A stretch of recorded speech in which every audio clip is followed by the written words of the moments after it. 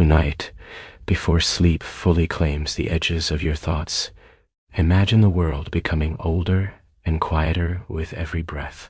Imagine the air cooling above a long river. Imagine sand that remembers footsteps no one can name, far beyond the noise of the present, beyond clocks and glass and electric light.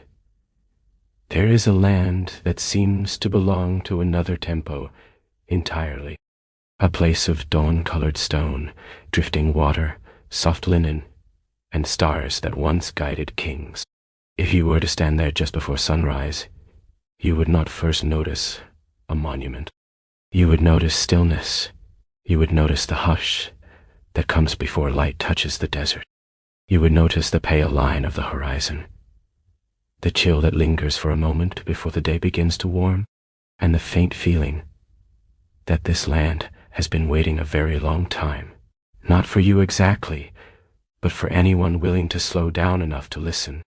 Ancient Egypt often arrives in the modern mind as something grand and glittering. Pyramids, gold, tombs, names that seem carved out of silence itself. But beneath all of that splendor was a slower rhythm, a gentler one, a civilization that rose and endured because it knew how to repeat, how to return, how to follow the river, the season, the star, the prayer, the breath.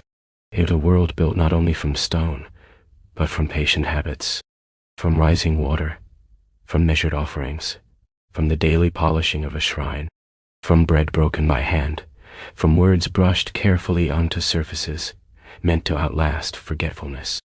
And so tonight, we will not rush through Egypt as though it were a museum hallway. We will move through it slowly, like evening wind through reeds.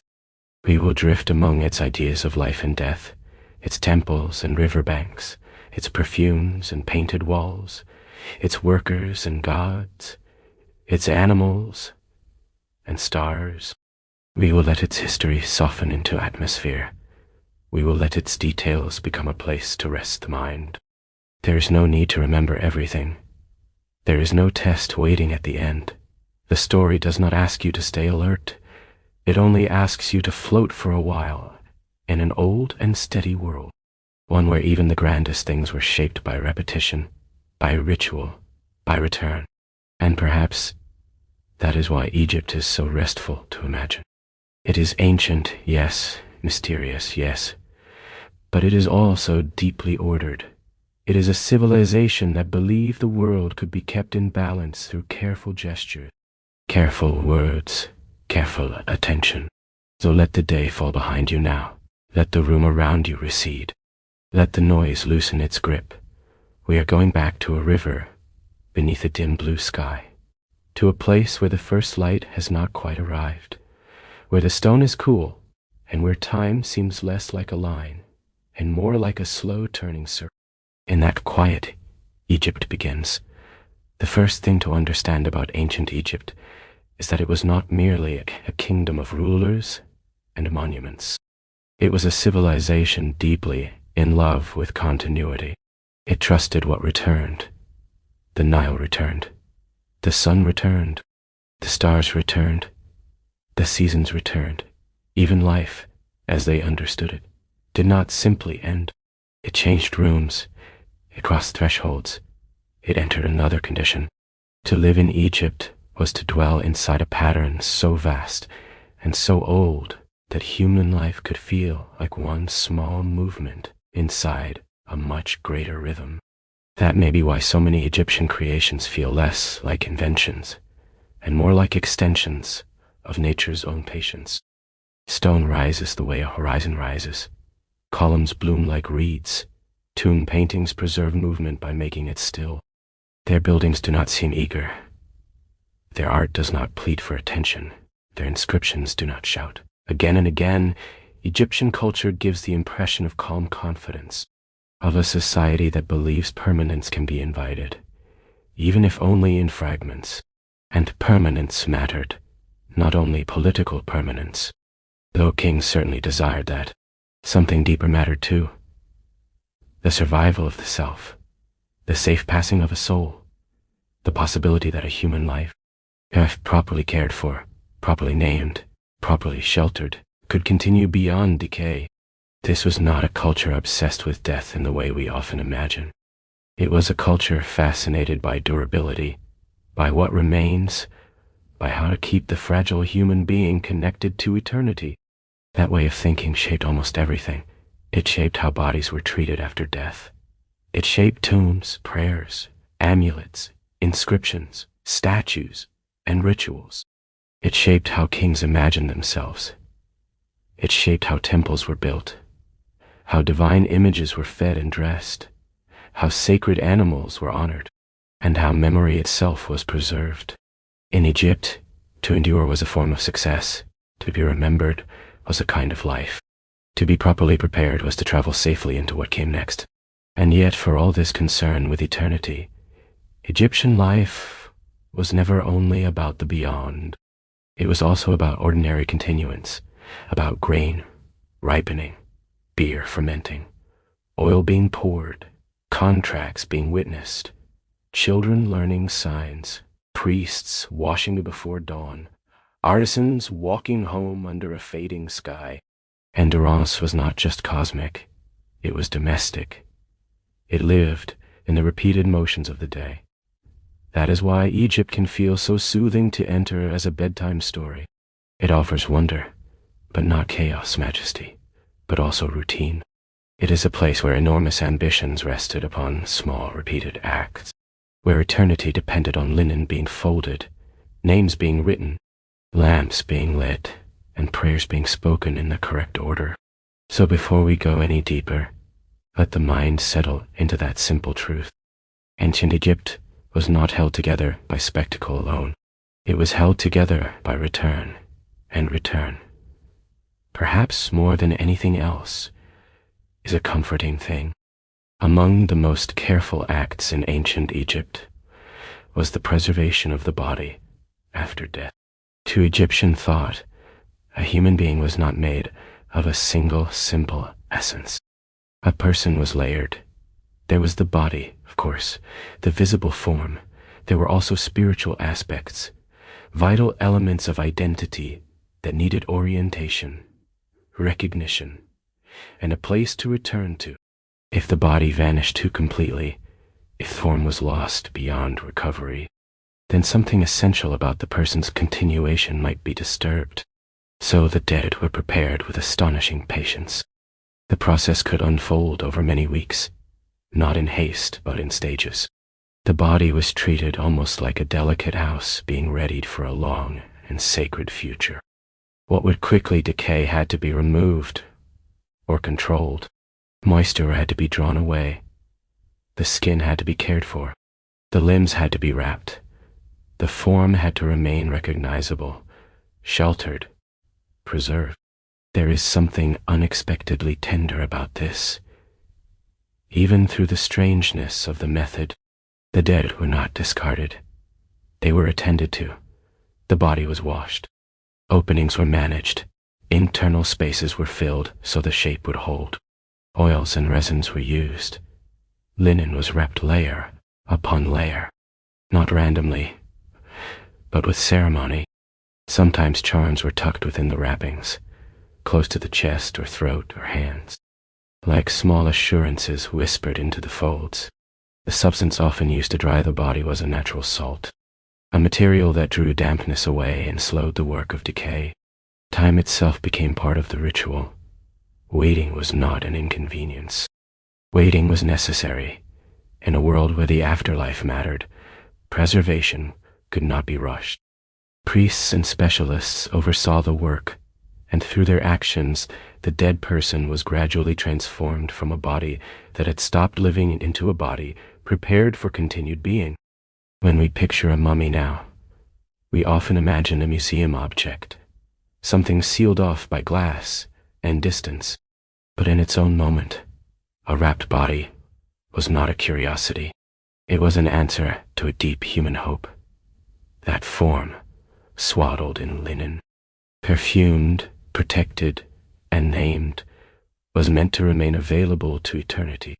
And perhaps the most soothing way to think of it is not as a grim practice, but as a patient one, an old civilization doing everything it knew to keep someone from being lost. If the body was treated with extraordinary care, the heart was treated with even greater reverence. In ancient Egypt, the heart was not merely an organ. It was thought to be the center of thought, memory, intention, and feeling. What we might place in the mind, the Egyptians often placed in the heart. It was the inner record of a person's character, the quiet keeper of truth.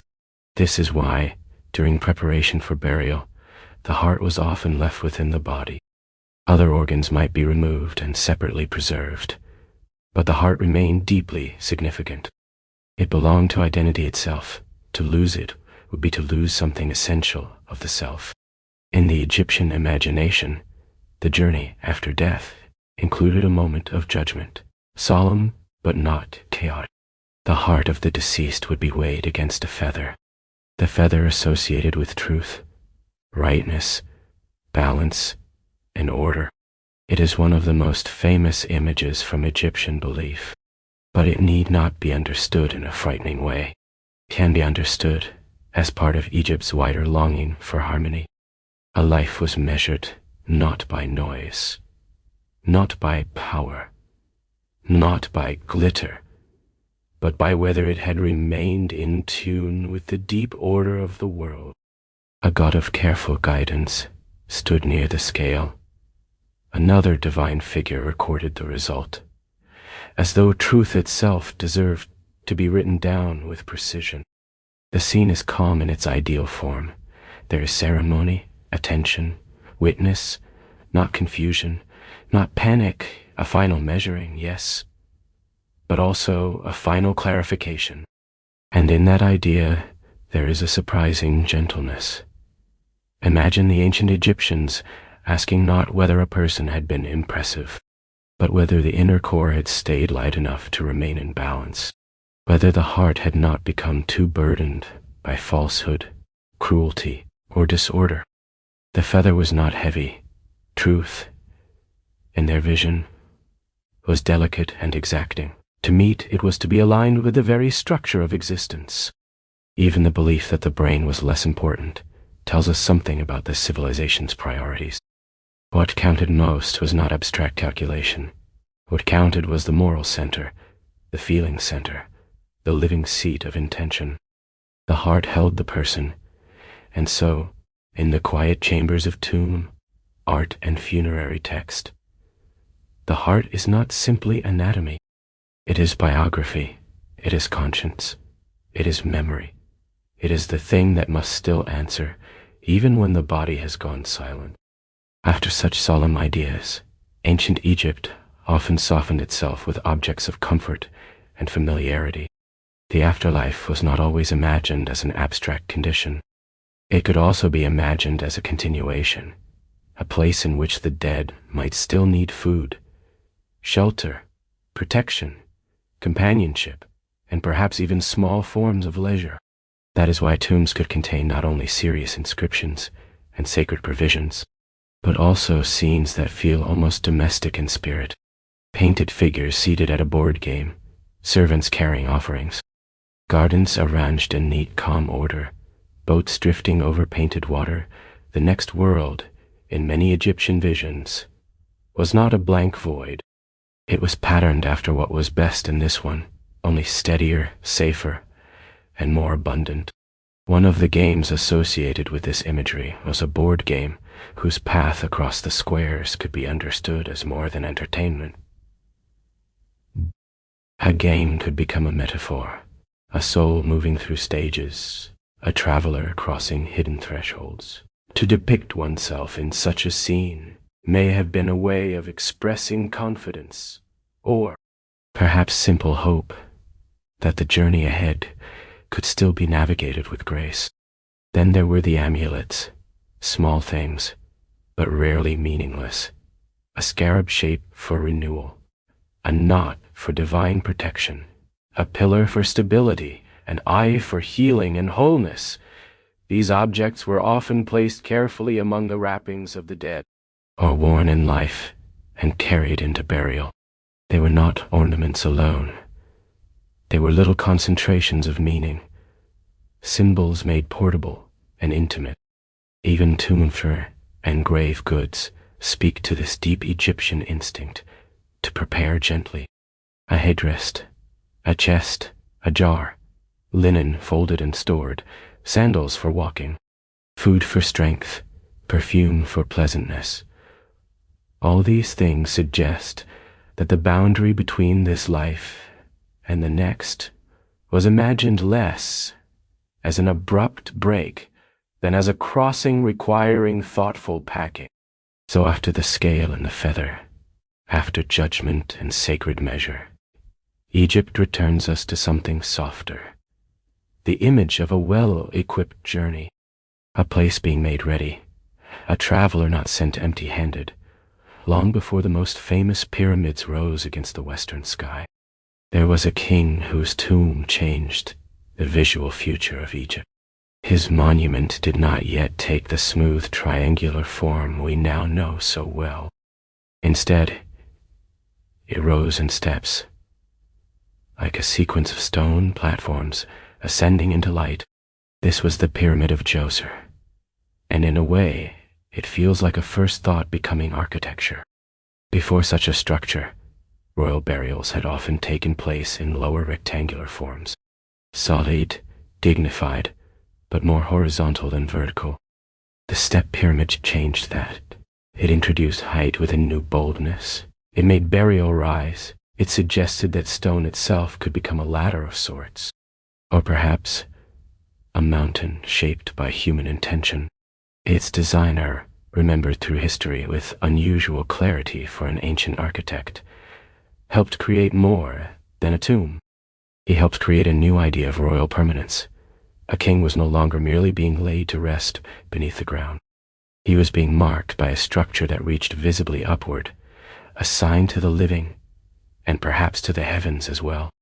There is something very dreamlike about the step pyramid when imagined at dawn. Layer upon layer, pale against the first light, not smooth but ascending. It must have appeared strange and astonishing in its own time, a geometry unlike anything people had seen on that scale. Yet it is also surprisingly calm to picture, not sharp with modern sleekness, but terraced, measured, almost like a stone thought rising one stage at a time. And that first great experiment mattered because it proved what Egypt was willing to attempt. It proved that tomb architecture could become a statement not only of burial, but of divine aspiration. It opened the way for later monuments by teaching a civilization how to think vertically in stone. So the step pyramid stands at the beginning of a long monumental conversation, a first reach, a first declaration that memory could be made architectural, that a dead ruler could still occupy the skyline, and that stone, when guided by ritual and ambition, might begin to imitate eternity. In the imagination of most modern people, pyramids are beige, weathered, and rough to the eye, but in their original state, many would have looked far more luminous. Their outer surfaces were once covered with finely fitted casing stones, pale and smooth, reflecting sunlight so brightly that the structures may have seemed to glow. Try to imagine that for a moment as you settle deeper into this story. Not the broken monument with exposed core blocks, but a nearly polished mountain of light, a form so exact, so bright under the Egyptian sun, that it could be seen from a great distance as something almost unreal.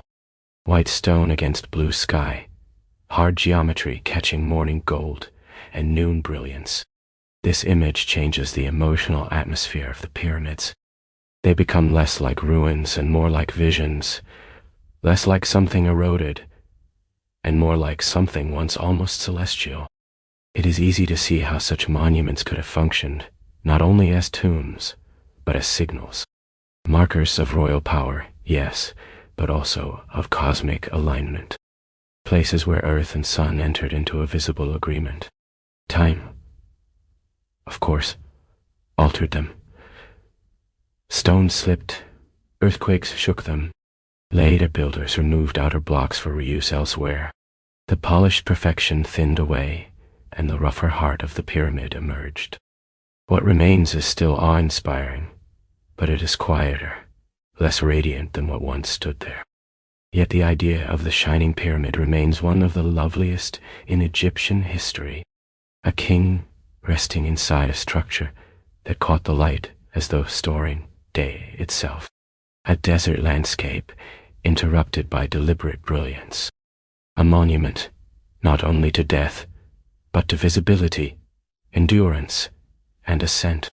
And when the image grows too bright in the mind, it helps to remember the broader landscape around it. Sand, wind, river, open sky, human voices carrying at a distance, one that breathed around them. Near those pyramids, another great figure watched the horizon. The Sphinx, vast and mysterious, appears today in the color of weathered stone, its surface blending with the desert around it. But it may once have been more vivid than we usually picture. Traces of pigment suggest that this guardian was once painted, its face perhaps warmer in tone, its details more sharply alive. That possibility is strangely comforting. Ancient monuments are often imagined as bare stone, because that is how they survive. But the ancient world loved color. It loved the animation that paint could bring to relief, sculpture, and sacred form. So the Sphinx may not have been a silent beige giant, but a painted presence beneath. The sun, its features emphasized, its expression more immediate, its body more visibly intentional.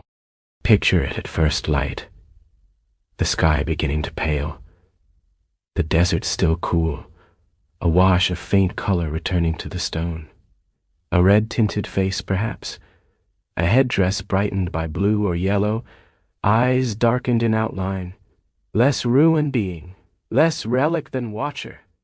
The Sphinx combines animal and human in a way Egypt often loved. It joins the body of strength with the face of consciousness. It is power made still, a guardian who does not move, and therefore never abandons the place it protects. Facing the sunrise, it becomes part of a daily ritual of light. The sun returns, and the Sphinx is there to receive it again and again and again. In a sleep story, this is one of Egypt's gentlest images, not because it is small, but because it is so steady. It does not surprise, it does not hurry, it simply remains, a colossal silence beside royal stone, a shape carved to outlast centuries of dawn. And perhaps that is enough. Sometimes the most restful figures in history are the ones who do nothing except endure. The great pyramids did not only impress by their size, they also expressed a remarkable attention to direction. Their alignment with the cardinal points is so precise that it still invites admiration. Without the tools of modern surveying, ancient builders managed to orient vast structures in a way that suggests careful observation of the heavens. This makes sense in an Egyptian context. The sky was not decoration, it was order made visible. Stars rose, crossed, and disappeared with dependable grace. The sun traveled. Certain celestial events announced seasonal change. To watch the heavens was to learn the pattern of continuity itself. One can imagine ancient surveyors standing in the darkness before dawn, watching particular stars, waiting for a moment of alignment, using the sky's own geometry to guide the work below. It is a peaceful image, men in stillness, a clear night, a careful eye, a future monument not yet built, but already present in measurement and intention. The result was not merely technical success, it was symbolic harmony. A pyramid, properly aligned, became more than stone stacked upward. It became a participant in cosmic order. The king within it was not resting in random shelter. He was placed within a structure tuned as much as possible, to the world's greater design. Even if the exact methods remain debated, the emotional meaning is clear enough. Egyptian builders wanted these monuments to belong to both earth and sky. They wanted them grounded in desert bedrock, and yet oriented towards something larger. A royal tomb was not only a chamber for remains, it was a carefully positioned point in a universe of recurring motion. And this is perhaps why the pyramids still feel so composed. Their calm does not come only from their age, it comes from their rightness of placement. They sit as though they were always meant to be there, as though the horizon accepted them, as though the stars once leaned down and quietly approved. If pyramids spoke through mass and alignment, temples spoke through procession. A temple in ancient Egypt was not simply a public gathering place. It was understood, in many cases, as the dwelling place of a god, not metaphorically alone, but with real devotional seriousness. Within its deepest chamber stood a sacred image, often kept from ordinary view, tended by priests with acts of daily care. This changes the way one imagines temple space. It was not arranged primarily for crowds. It was arranged for approach. The outer areas were more open, more accessible, more connected to the human world. As one moved inward, the space grew narrower, darker, more restricted, as though passing from ordinary day into layered holiness. The god statue, housed in the sanctuary, was treated almost like a living presence. It could be washed, dressed, perfumed, offered food and incense. Hymns might be spoken in its presence. Doors opened and closed with ceremony. The entire temple became a kind of cosmic household, one in which the divine resident was not ignored, but attentively served. There is something unexpectedly intimate in that vision. A civilization so famous for huge stone architecture also invested deep meaning in daily acts of care toward an image hidden in a chamber. Grandeur outside, ritual tenderness inside, colonnades and pylons on the one hand, folded linen and perfumed oil on the other. Temple also mirrored the shape of the world as Egypt understood it. Courts, halls, thresholds, sanctuaries, light falling differently as one moved deeper, walls covered with scenes of offering, victory, myth, and creation. A sacred space was not neutral architecture, it was ordered symbolism, a way of walking from the visible toward the hidden. And often, somewhere nearby, there was water, a sacred lake, a quiet surface reflecting columns and sky. Priests might purify themselves there before ritual, washing the body to prepare the spirit. Even within monumental architecture, Egypt returned to the element that grounded all life, still water under light. Sunlight mattered deeply in this sacred world. Many temples were oriented with careful attention to the path of the sun, so that at certain moments of the year, dawn light could travel inward and awaken the dark interior. It is one of the loveliest forms of ancient design, architecture not merely standing under the sky, but collaborating with it. At the entrance to many sacred spaces stood obelisks, tall tapering monoliths of stone, rising like sharpened rays. Their surfaces bore inscriptions praising gods and kings, but their overall form conveyed something even before it was read. They were vertical declarations of order, stability, and radiance. Their pointed tops, sometimes finished in gleaming material, caught the light and turned it into spectacle. An obelisk can be imagined as frozen sunlight, a beam made stone, a prayer lifted into geometry. It is no wonder such monuments fascinated later empires as well, who carried them far from Egypt to display in distant capitals. Yet even moved elsewhere, they still belong emotionally to the Nile light from which they came. And there are more intimate details too. Priests entering temple service had to be clean in the most disciplined way. Linen garments, fresh washings, shaved bodies, careful avoidance of impurity. The temple demanded not only devotion, but preparation. To stand near a god's house, one had to become ritually ordered as well. So once again, Egypt reveals its underlying calm. Sacredness expressed through repeated acts. The right alignment, the right washing, the right offering, the right direction of light. It is all very measured, very deliberate, very restful to imagine. Because unlike a story built on surprise, temple life was built on recurrence. The god was greeted again, the incense was burned again, the doors were opened again, the light entered again, and in that repetition, holiness was sustained. Ancient Egypt was also a civilization that kept time by watching the sky with deep attention. One of the most important signs in its year came not from a clock or calendar page, but from a star. When Sirius made its rising appearance in the dawn sky after a period of invisibility, it signaled the approach of the Nile's annual flood, the event upon which agriculture and life itself depended. This is a beautiful thing to imagine before sleep.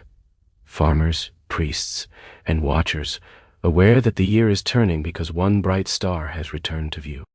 No digital alert, no mechanical bell, only the sky giving notice in the old way, the appearance of light above the horizon, and the understanding that the river would soon swell. From this relationship between star and water emerged a practical calendar. The year could be divided into seasons, linked to flooding, growing, and harvest.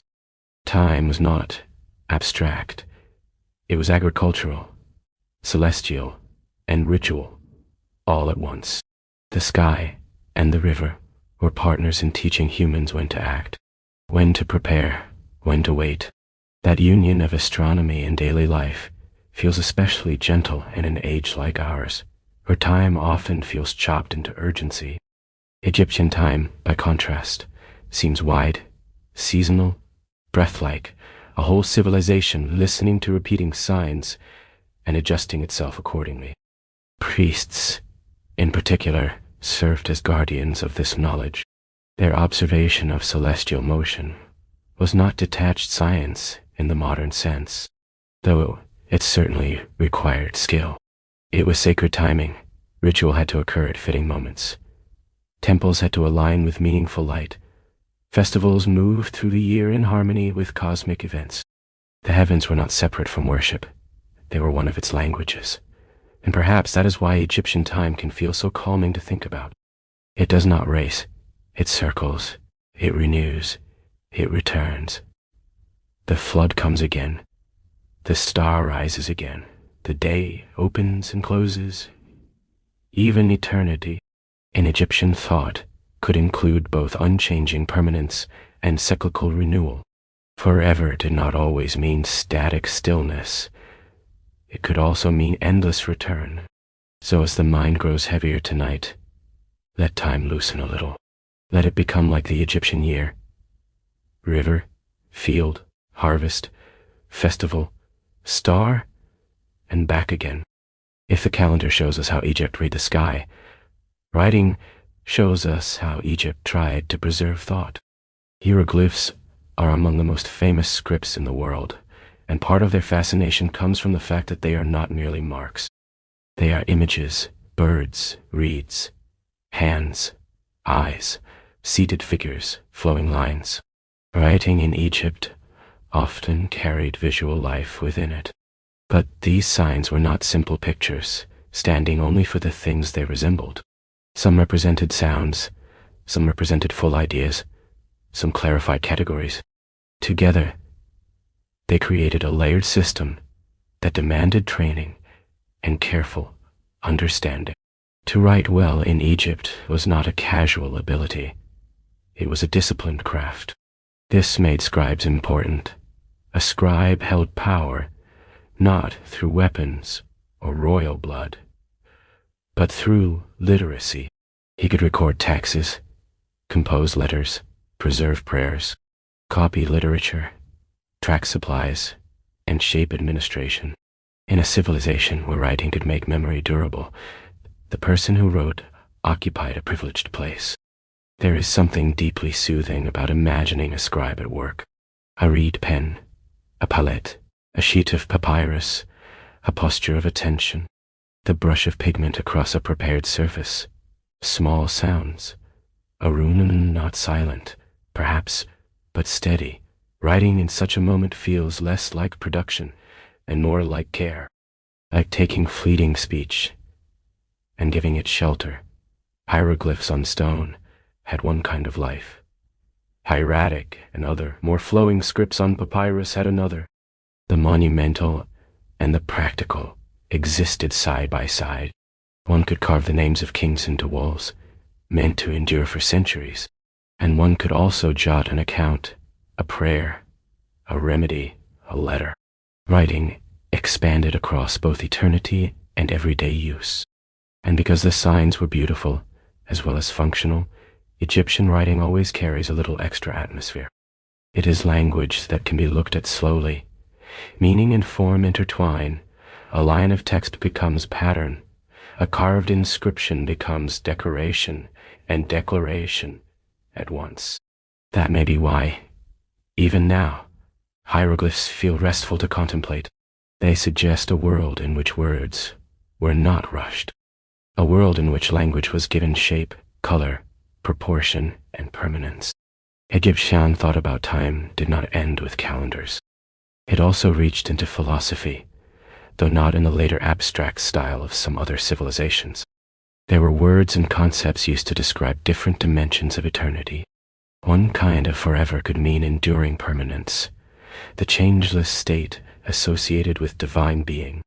Another could suggest recurring time, renewal, the repeated coming into being of what returns. Together, these ideas formed a very Egyptian kind of comfort. Not just endless duration, and not just repetition, but both, stability and cycle, the mountain and the river, the star that remains and the dawn that returns.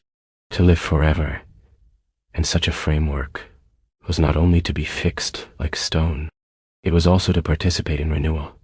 This balance appears everywhere, in the preservation of the body, yet also the hope of rebirth, in tombs built for permanence, yet decorated with scenes of movement and daily life, in the sun's unwavering daily return, in the lotus flower, which folds and opens, in the Nile, which rises and recedes. Egypt continually joined stillness with recurrence. Priests, thinkers, and scribes did not separate the spiritual from the practical as sharply as modern minds often do. The cosmos was ordered. Ritual supported that order. Observation revealed it. Language named it. Time itself belonged to a divine pattern. To speak of eternity was not to step away from life, but to place life within a larger continuity.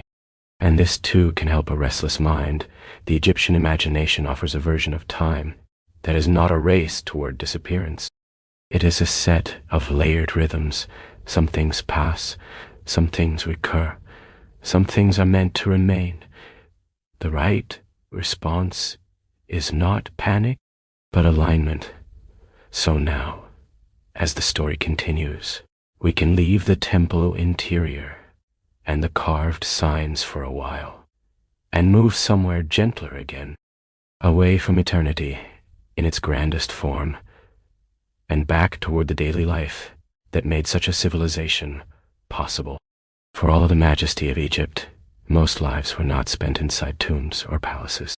They were spent along the river, among fields and workshops and kitchens, where survival depended on simple staples, repeated day after day. Among these, bread and beer were central. They nourished rich and poor alike, though of course, the quality and variety differed. Grain was life transformed. It could be ground, baked, fermented, traded, stored, offered, taxed, and eaten in forms that supported an entire civilization. Egyptian bear was not quite what many modern listeners may picture. It was often thicker, cloudier, more nourishing. closer to a grain-based food as much as a drink. It sustained workers. It refreshed laborers in the heat. It was used in households, festivals, and offerings. In a land where clean hydration mattered, such a drink had both practical and cultural weight. Bread, too, came in many forms. Simple loaves, shaped pieces, festival versions sweetened or enriched, communal baking routines that filled villages with warmth and scent. One can imagine the comforting cycle.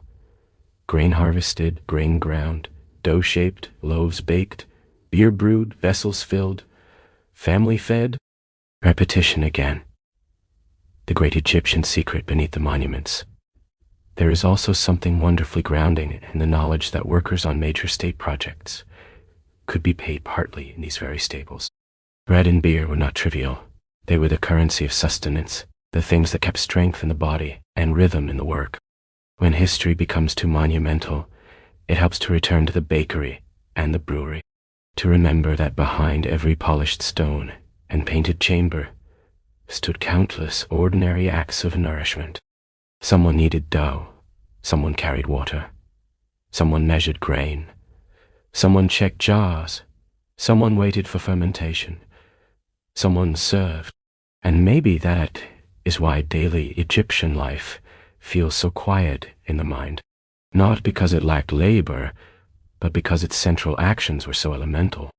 Grain, water, heat, time, hands making what must be made, again and again, under the same immense sky. Those daily staples came with their own difficulties. Grain had to be ground, and grinding in the ancient world often meant stone against stone. Tiny fragments from the grinding surfaces could mix into the flour. Sand or grit might also find its way into food. Over time, such particles wore down teeth. It was not unusual for ancient Egyptian remains to show severe dental damage from a lifetime of eating otherwise ordinary bread. There is something humbling in that detail. A civilization capable of enormous stone architecture still lived with the quiet abrasions of daily survival. Bread fed the body, but it also slowly marked it. Even comfort had cost. Yet Egypt did not ignore physical pain. Medical knowledge, though mixed with ritual and incantation, included many practical observations. Texts survive describing remedies for wounds, stomach troubles, eye complaints, skin conditions, and tooth pain. Honey herbs, fats, minerals, and other ingredients were combined into treatments that reveal both experimentation and tradition. Surgeons, too, seem to have possessed tools for setting fractures, stitching injuries, or draining abscesses. Their methods were limited by the world they lived in, of course, but their attention was real. The body was not abandoned to suffering without effort. Practical care mattered. That combination of medicine and ritual is distinctly Egyptian. Healing did not have to choose between physical action and sacred words. Both could be employed. A treatment might include a mixture to apply and a formula to speak. The world was not divided neatly between matter and spirit. To restore balance in the body was also to respond to disorder more broadly. Saying softly, this makes Egyptian medicine feel less strange and more familiar. People had headaches, toothaches, hair loss, cuts, infections. They sought relief with whatever knowledge and materials they had. The details may differ from modern life, but the wish is the same: to ease pain, to soothe, to continue. So after the vastness of pyramids and cosmic alignment, it is restful to picture an ordinary person in an ordinary space receiving care. A poultice being mixed, a jar being opened, a complaint being listened to, small remedies in a warm room, while outside the river keeps moving. Ancient Egypt also understood the power of scent and surface. Oils, perfumes, and cosmetics were not luxuries only for vanity. They belonged to ritual, hygiene, status, health, and pleasure. To anoint the skin with scented oil was to soften the body against dry air, to carry fragrance through the day, and perhaps also to place oneself within a world where pleasantness had moral and ceremonial value. Raisins, herbs, flowers, and imported aromatics could be blended into perfumes with deep and lingering scents. These might be used by the wealthy in daily grooming, by priests in temple service, and by embalmers in caring for the dead. Smell linked the ordinary and the sacred.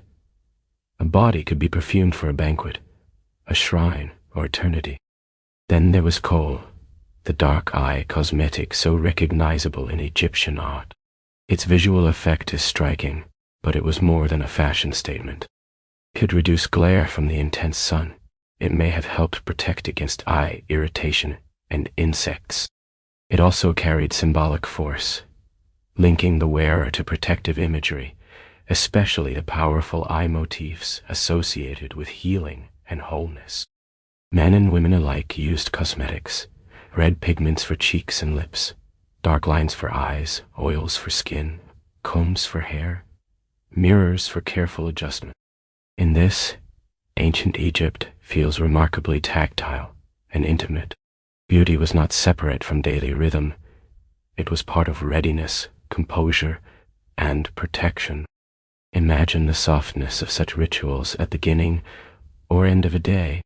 A small vessel opened, a fingertip touching oil, a line drawn carefully beneath an eye, the scent of resin and warm skin, the slow, unhurried preparation of the self. For a bedtime story, these details are like low candlelight. They quiet the mind without demanding much of it, and they remind us that Egyptian life, though ancient and monumental, was also lived very close to the body, not just in labor and medicine, but in grooming, touch, aroma, and care. One of the most quietly remarkable aspects of Egyptian society was the legal and economic standing of women. Compared with many other ancient cultures, Egyptian women could hold property, inherit wealth, enter contracts, and take part in business dealings. They were not always socially equal in every practical sense, and high political power remained concentrated in male hands for long stretches. But their legal presence was substantial. This matters because it reveals something about Egyptian order. Stability did not depend on reducing women to silence in every formal sphere. A household, estate, or contract could involve female agency. A woman might manage resources, pursue legal action, or arrange property matters with recognized authority. In a world structured by hierarchy, this degree of legal visibility is striking. Queens and elite women could also wield significant symbolic or practical influence, especially within palace and temple life. Some became central figures in dynastic continuity. Others acted as patrons, organizers, or visible embodiments of royal legitimacy. And on a more ordinary level, women participated in the economic life of the household and community in ways that gave Egyptian society a kind of grounded continuity. This too feels restful to consider, because it suggests a society not made only of kings and priests, but of households functioning through cooperation, inheritance, and an administration. The domestic and the legal touched each other. Property moved. Agreements were witnessed. Family lines were maintained not only through men's ambitions, but through women's recognized place within the structure. The Nile Valley, then, was not simply a stage for monumental masculinity.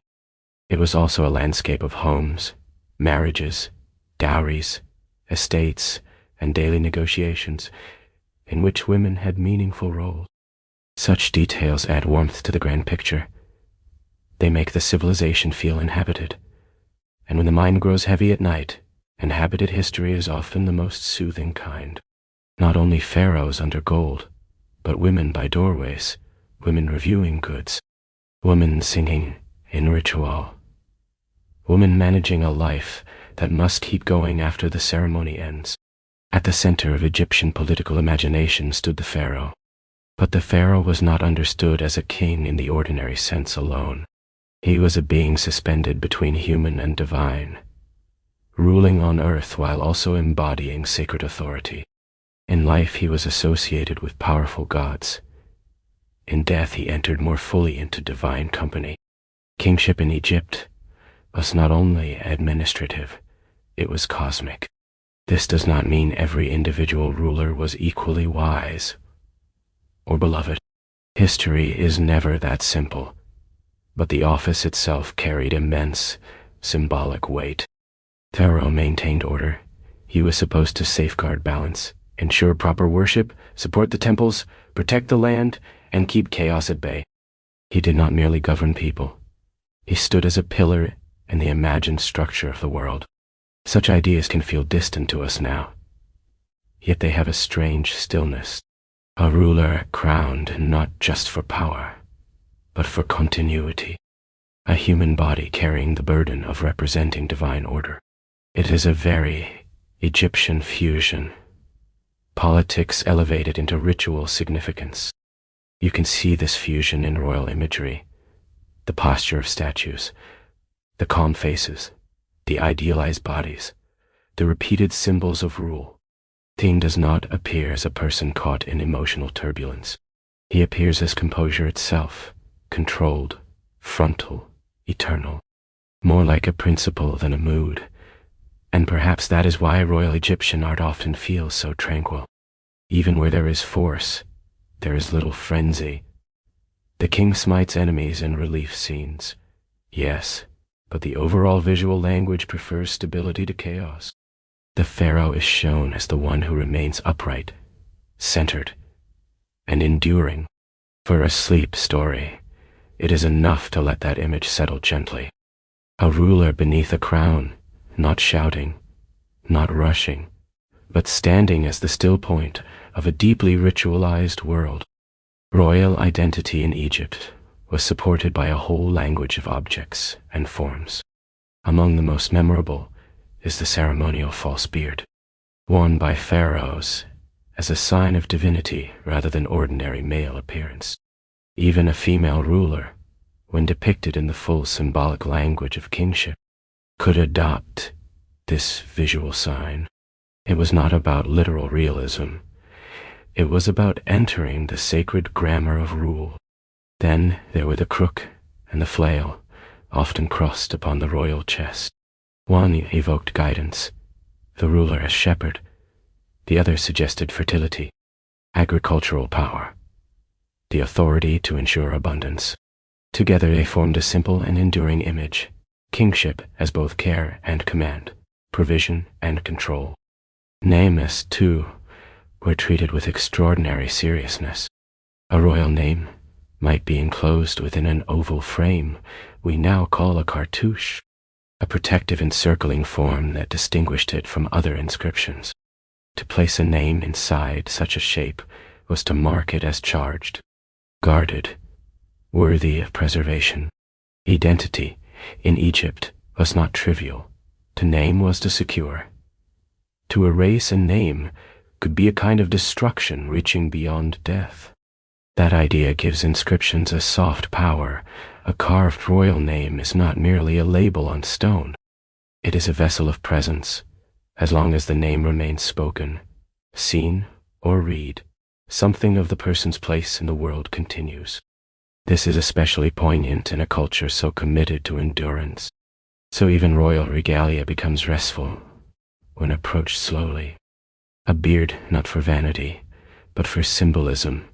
A staff and flail crossing a chest in stillness. A name sheltered inside a line. Every piece designed to say the same thing in different ways. This ruler belongs to a cosmic order, and that order should last. Dynastic continuity sometimes led royal families into practices that modern minds find unsettling, including marriage between close relatives in certain periods and contexts. Such unions were often tied less to personal affection than to symbolic and political logic. Royal blood was imagined as something to be preserved, concentrated, controlled. Myth offered examples of divine siblings united in sacred partnership, and royal ideology could echo that pattern. Rather than dwelling on the discomfort, It may help to see this as part of Egypt's larger tendency to treat kingship as something set apart from ordinary life. The royal family was not only a household, it was a ritual center. Marriage, inheritance, and birth carried implications for cosmic order, public symbolism, and dynastic stability.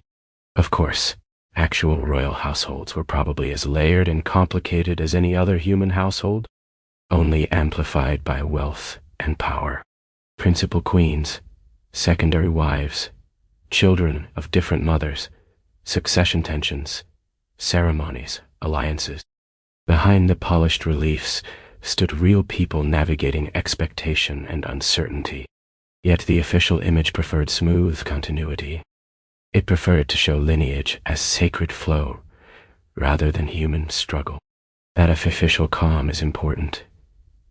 Egyptian culture worked hard to present stability as beautiful. The royal household, whatever its inner life, was meant to appear as the secure vessel through which kingship continued. Bloodline became another version of return. When history at this level feels a little heavy, Egypt often gives us a gentler counter-image nearby. Not another king, but an animal. Not another marriage, but a household creature warming itself in the light. Cats occupied a special place in Egyptian life and imagination. Useful in practical ways, graceful in their movements, alert yet restful. They became associated with protection, domestic well-being, and a goddess whose presence was widely beloved. A cat in an Egyptian home was not merely tolerated. It could be treasured. The goddess, often linked with feline imagery, represented warmth, fertility, care, and a fierce kind of guardianship. This dual nature is very Egyptian, softness and power in one form. A cat curled in a house may seem gentle, but the same creature can become swift and sharp in defense. That combination must have felt divine. To harm such an animal was no small matter in the Egyptian mind. Reverence extended beyond symbolism into law and custom. Cats might be mourned, honored, even mummified. Their images appeared in amulets and household objects. They were part of sacred affection. Not far from cats in the Egyptian symbolic world stood the ibis, the elegant bird associated with wisdom and writing. Long-beaked and unmistakable, it became linked with a god of thought, measurement, and record. The bird's image passed into divine form, and in some places, vast numbers of ibis remains were prepared as offerings. Again, the animal world and the sacred world touched intimately. These details are wonderfully calming because they draw Egypt back to living creatures. A cat stepping across cool stone, an ibis near water, a household and a temple connected by the logic of reverence. The great civilization of pyramids also found holiness in feather, fur, and watchful eyes.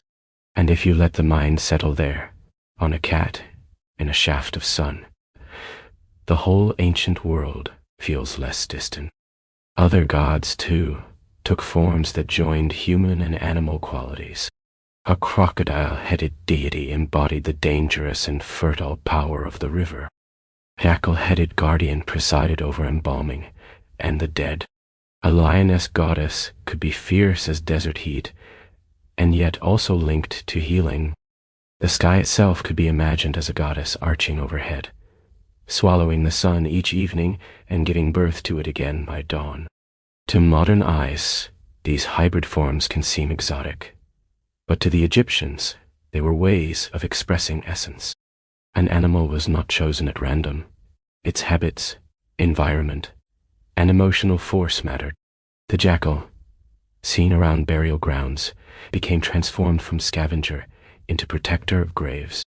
The crocodile, both feared and respected along the Nile, became a divine image of strength and unpredictability. The lioness held the concentrated power of ferocity, royal energy, and blazing danger. There is something almost poetic in this method of theology.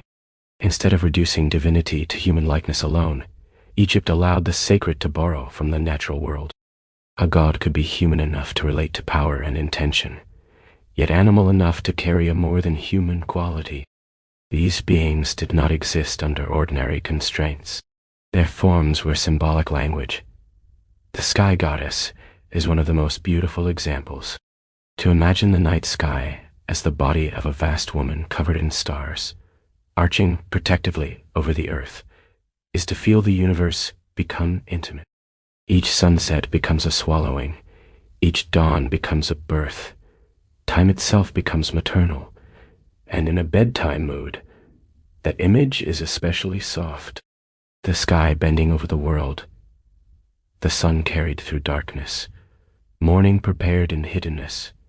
It is one of those myths that lowers the heartbeat simply by being contemplated slowly. Color also carried meaning in Egypt. Blue could evoke life-giving water. Sky, divine protection, and creation. Red could suggest vitality, heat, and danger at once. Gold shimmered with associations of eternity and divine flesh. Green spoke of renewal. Black, in some sacred contexts, could connect not only with darkness, but with fertile soil and rebirth. This symbolic richness found one of its most charming expressions in amulets.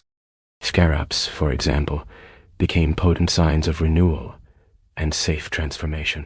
The beetle rolling its sphere across the ground was linked imaginatively with the sun's movement, and thus with the daily miracle of return. To wear a scarab or place one with the dead was to invite the logic of rebirth close to the body. Other amulets protected specific needs, stability, healing, safe passage, the favor of a particular deity. They might be made of stone, faience, metal, or glazed material bright with color. Their size could be small, but their intended force was anything but small. They were concentrated hopes. During burial, such amulets could be tucked between layers of linen in carefully chosen positions, turning the wrapped body into a kind of sacred map. A charm near the throat, another at the chest, another at the fingers, each one contributing to a larger shield of meaning. Protection was layered, just as wrappings were layered. Yori worked in similar ways. A necklace was not simply beautiful. Its colors, shapes, and materials could all carry symbolic value. A ring could be decorative and devotional at once. Gold glowed like permanence. Blue gleamed like heaven and water. Red stones pulsed softly with vitality. And once again, Egypt reveals its genius for blending the grand with the intimate. Cosmic ideas made wearable. Eternal hopes reduced to the size of a pendant. Protection not shouted from the walls alone, but fastened gently against the skin. Funeral rituals in Egypt were not emotionally empty just because they were formalized. Grief had its place, and sometimes it had its specialists. Women trained or accustomed to ritual mourning might participate in funerals with wailing, gestures of sorrow, and performances that echoed divine lament.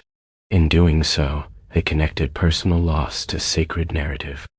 Mourning did not happen only inside the heart. It was enacted, shaped, given communal form. There is a softness even in that. To be grieved properly, to have sorrow expressed not in silence alone, but in voices that know how to mourn. Egypt often seems so controlled and architectural that it can be easy to forget the tenderness of these moments. But death was not merely administration. It was separation, and separation required sound. At the same time, tombs had to be guarded. Their contents, their inscriptions, and their occupants' peace were not meant to be violated.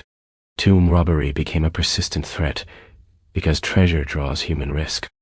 Records show that penalties could be severe. Fear of punishment, fear of divine consequences, and physical security measures all played their part. Still, many tombs were eventually entered and stripped. To discourage intrusion, warnings and curses might be placed in texts or near entrances, promising harm or disorder. to those who disturbed what should remain untouched. Whether everyone believed these literally or not, they reflect a serious principle.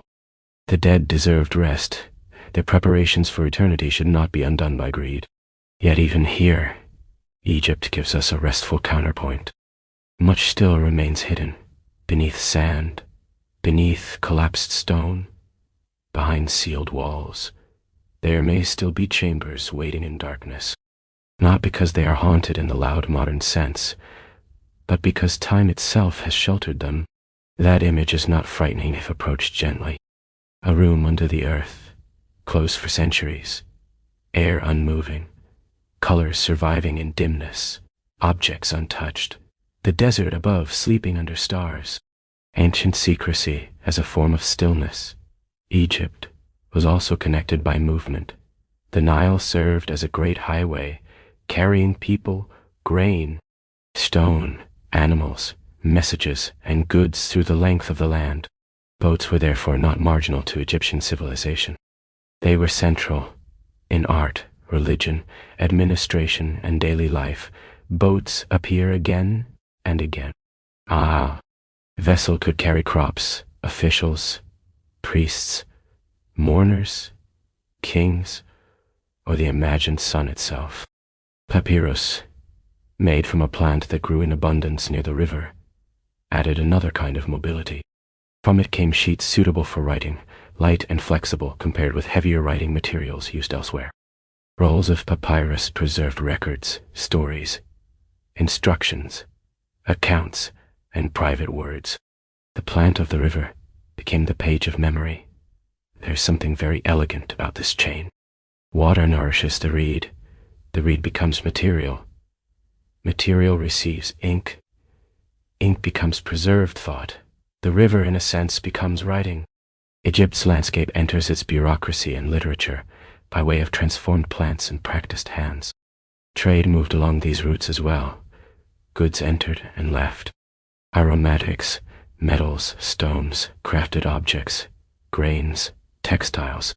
Egypt was not sealed in splendid isolation. It was connected, and those connections stretched beyond its borders to neighboring lands, and sometimes far beyond them. Exotic products arriving in Egypt carried distant scents and colors into temple stores and royal workshops. But even in this wider network, the emotional image remains gentle. A boat gliding through morning mist, a papyrus roll tied and stored, a cargo of jars swaying softly with the current. Egypt knew how to move slowly and effectively at once. And perhaps that is why river civilizations feel so restful to imagine. Motion exists, but it is not frantic. It follows a channel. It goes where the water goes. Egyptian craftsmanship reached astonishing levels in objects both small and large. Jewelry, for instance, could combine precious metals, faience, and semi-precious stones into arrangements of great delicacy. A collar might shimmer with carefully balanced colors. An amulet might compress theology into a few centimeters.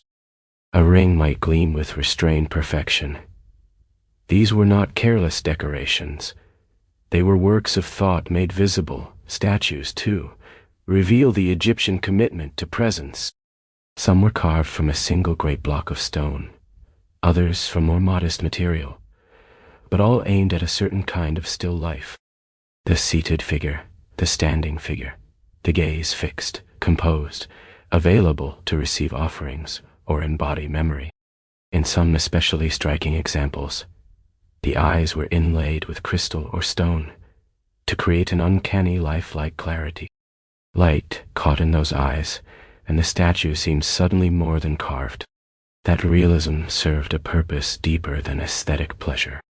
A statue could act as a vessel, a point at which a god, king, or honored dead person might be approached.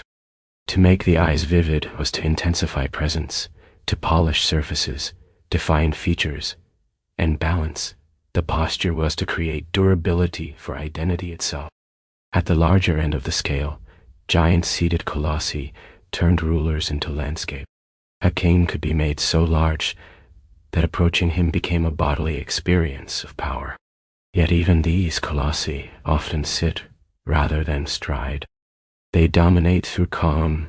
Their authority is expressed in weight and permanence, not in theatrical movement. This is one reason Egyptian art is so comforting at night. It is so fundamentally composed. Even magnificence sits still. Some of those giant statues gathered stories of their own.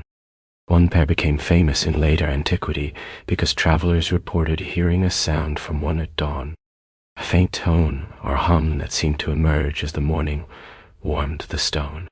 Visitors interpreted it through myth, hearing a hero greet the day. Whatever the physical cause, the story transformed the statue into something more than monumental. It became briefly musical. Imagine that. A silent giant all night, then a soft note at sunrise, stone singing once a day. It is one of the loveliest rumors in all of ancient history. Behind Egypt's monuments stood systems of labor and administration that were far more organized than older myths about slave-built pyramids once suggested. Workforces could be skilled, rotated, provisioned, and managed.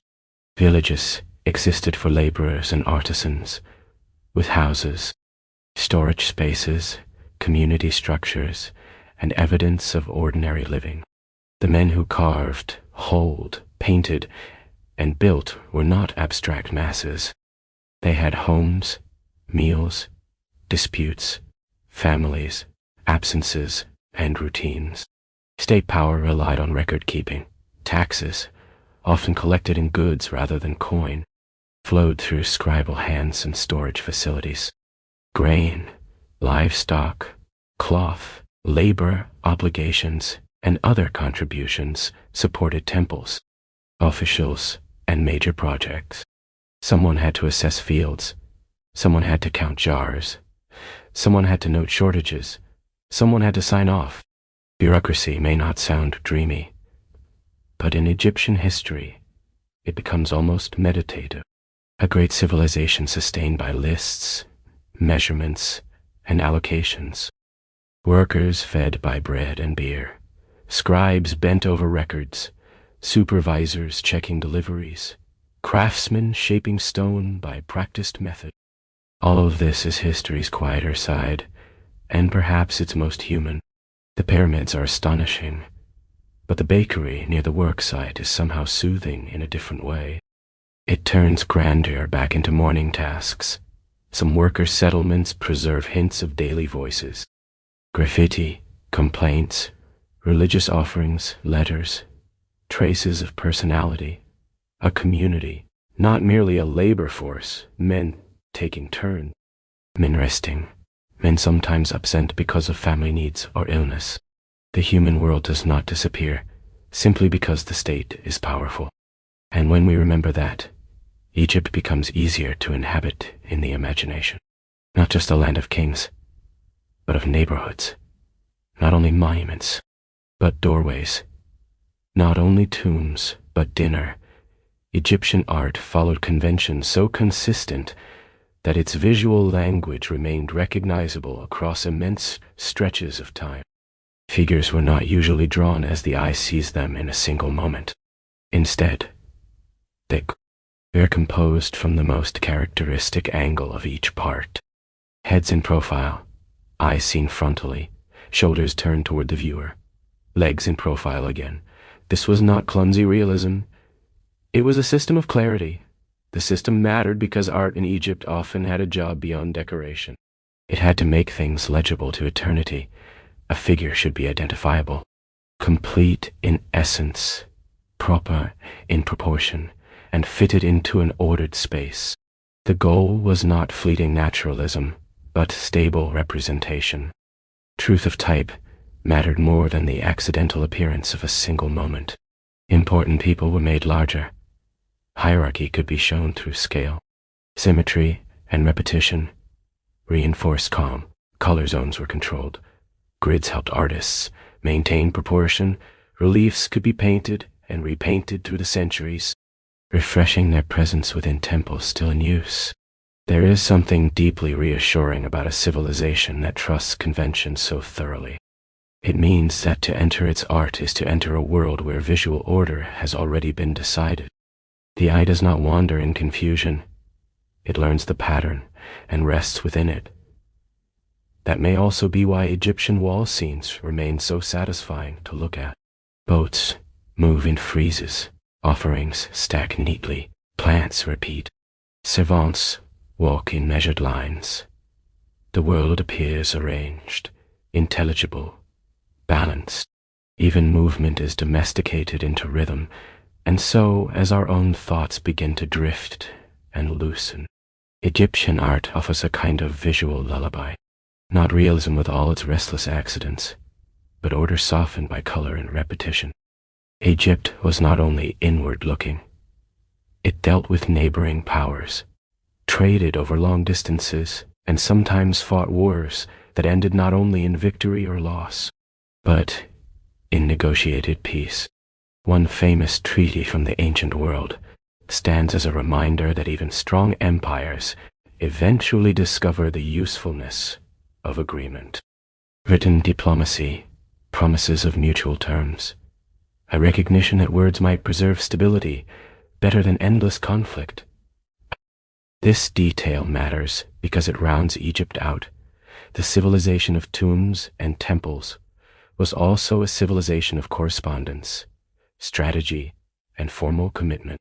It knew the value of writing things down, not only for the dead, but for the living.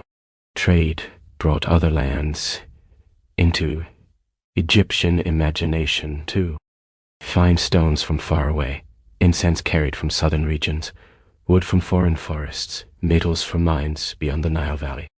Such goods enriched ritual life and royal display. Lapis-like blue, fragrant resins, rare animal products, crafted luxuries. The world arrived in Egypt by caravan and by ship, entering temple storerooms, palace collections, and artisans' workshops. Yet even this expansive horizon can be imagined gently. A bundle unwrapped, a fragrance released, a blue stone catching light in a shaded room. Foreignness becoming part of Egyptian beauty, not through noise, but through addition, and perhaps that is the hidden loop beneath the entire story. We began with stillness before dawn, and now, after gods and kings and boats and laborers and amulets, we find ourselves again with simple elements: light, scent, stone, names, water, return. Egypt always comes back to its core materials, so let the larger map fade now. Let diplomacy and distance soften. Let the foreign goods rest in their chests. Let the empire shrink back into river, temple, and sky. Because night has deepened, and it is time to return to the safest image of all. Imagine the Nile again, but now at evening, the heat has withdrawn from the stones. The river is darker, smoother, a long band of quiet beneath the fading light. Reeds lean gently at the edges, somewhere far off perhaps. An oar touches water with almost no sound. The fields have dimmed. The monuments are no longer blazing white in the sun of old imagination. They are silhouettes now, enormous and mild. The houses grow quieter, lamps burn low, perfume lingers faintly in cloth. A cat finds a warm place and folds itself into sleep. Temple rituals are completed. Doors have closed. Offerings rest. Scribes have put away their pens. Workers have eaten. Voices fall away into the hush that belongs to every ancient evening. Above, the sky opens. The same stars that once oriented pyramids and announced the river's flood begin to appear one by one. The sky goddess stretches across the darkness in silence. Somewhere in the imagination of old Egypt, the sun has entered her hidden path. Morning is being prepared, though no one needs to think about that now. All the things we have passed through tonight begin to soften at the edges. The mummies wrapped in linen, the weighing heart, the step pyramid, the painted sphinx, the gleaming obelisks, the papyrus rolls, the sacred lake, the bread ovens, the jewelry, the crystal eyes and stone faces, the workers' village, the cat and sunlight, the star above the river, none of them need to remain sharp now. They can blur together into atmosphere. This is one of the gifts of sleep history. It lets the mind wander through meaning and then loosen its grip on meaning. It lets facts become images, images become feelings, and feelings become a kind of drift. Ancient Egypt does not have to be solved tonight. It only has to be inhabited for a little while longer. So rest here by the river bank of the imagination. Let the old world keep watch for you. Let the stone remain where it has always remained. Let the name stay carved. Let the stars move in their patient courses. Let the water carry away whatever is too wakeful, too sharp, too modern to follow you into sleep. And if one last image lingers, let it be a simple one. The desert before sunrise, the cool air, the pale horizon, a civilization waiting quietly inside the light, not demanding attention, not asking to be mastered, only offering its old and steady company. You do not need to go any farther now. The river will still be there. The stars will still be there. The stone will still be warm again when morning comes. For now, let everything ancient become gentle. Let everything gentle become distant. And let sleep, like the Nile in the dark, carry you slowly onward.